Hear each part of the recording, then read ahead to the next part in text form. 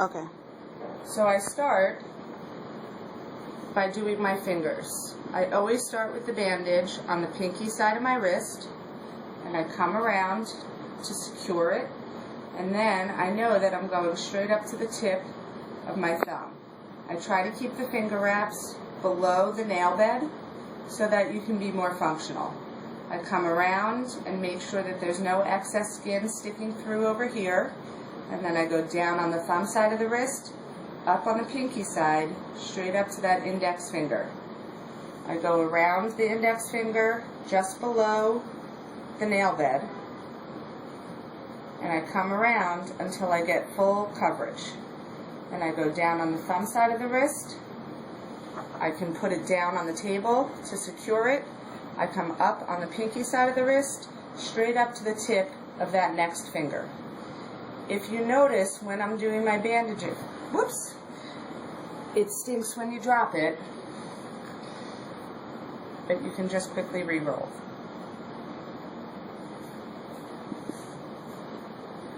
Okay, so I come around and I go down on the thumb side of the wrist, up on the pinky side. If you notice, when I come around, I don't come around down here and then drag the bandage up because that'll mess it up.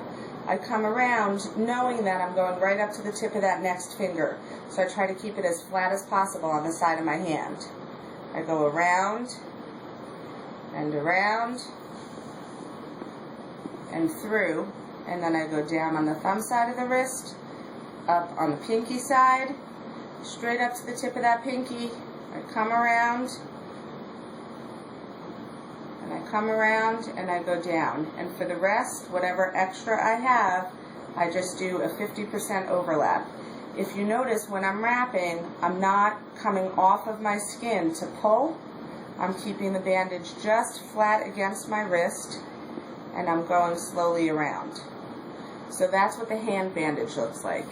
Now, when I flip over, you can see my palm is free and my fingertips are free, so that I could do what I need to if I'm going to wear this during the day. So that's the first one. The second bandage is the smallest bandage, the 6 centimeter. So I start that on the pinky side of my hand. And remember, this is the only bandage that goes on the hand. I use my pinky to stabilize it.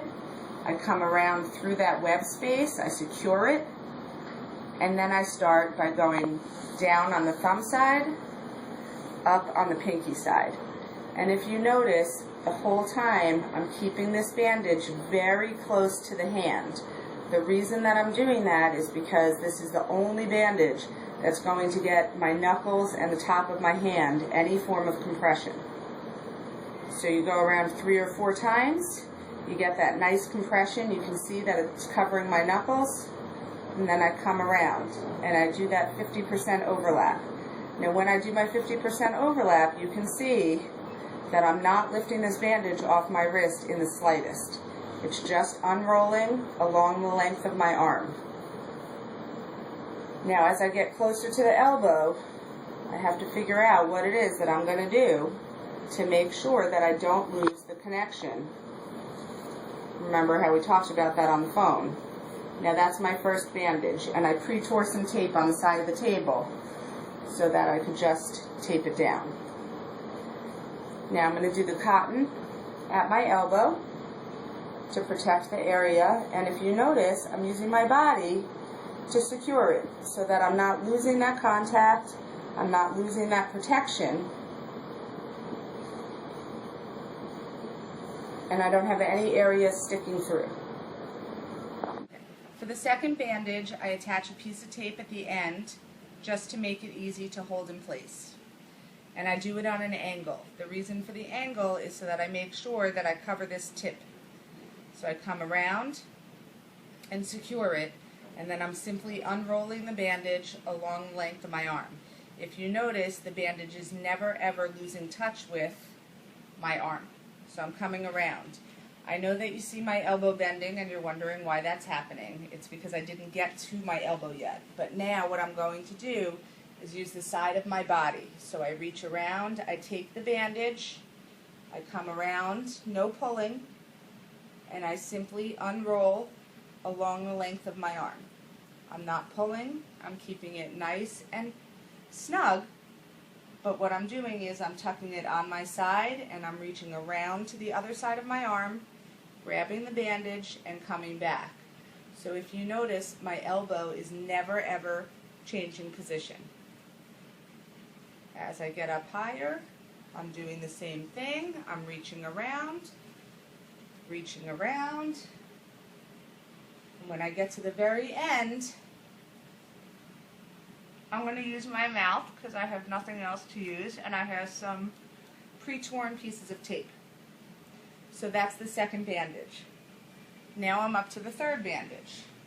I do the same exact thing. I put a piece of tape at the end of the bandage,